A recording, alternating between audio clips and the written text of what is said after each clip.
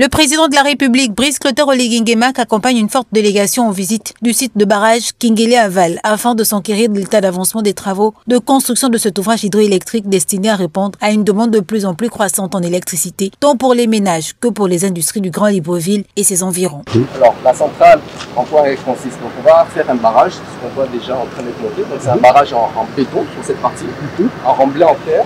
On va pas se faire, en remblai en terre. Et ensuite, on voit donc les trois gros tuyaux qui sont installés en haut du barrage.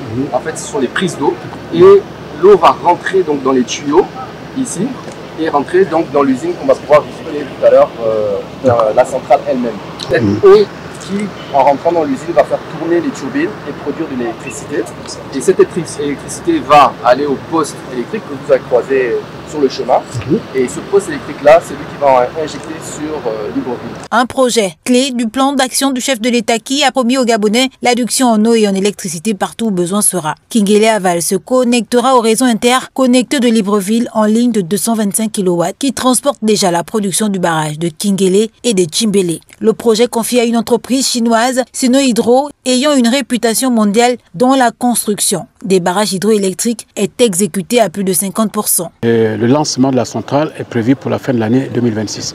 Donc le chef de l'État qui est venu ce matin toucher du doigt les réalisations s'est rendu compte de non seulement la hauteur du projet, le niveau des infrastructures, le niveau des investissements qui sont de l'ordre de 120 milliards de francs CFA avec 28% de mobilisation de fonds propres et 72% de mobilisation de financement extérieur.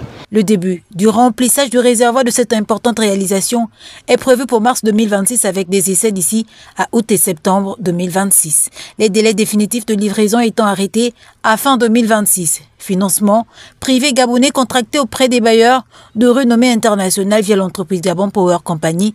L'aboutissement du chantier produira 35 MW, soit 13% des besoins du Grand Libreville. Sur le plan économique, ce projet est une aubaine pour 50 entreprises locales qui y participent. À ce jour, plus de 480 personnes, dont 350 Gabonais, sont employées sur le site, en plus des nombreuses infrastructures socio-éducatives créées grâce à la RSE. Investissement de 118 milliards de francs CFA. L'État gabonais, à travers Gabon Power Company, contribue à hauteur de plus de 10%, soit environ 18 milliards de francs CFA. Le reste étant financé par son partenaire Meridiam et les bailleurs de fonds qui accompagnent Gabon Power Company, notamment la Société financière internationale, la Banque africaine de développement, ainsi que Emerging Africa Infrastructure Fund.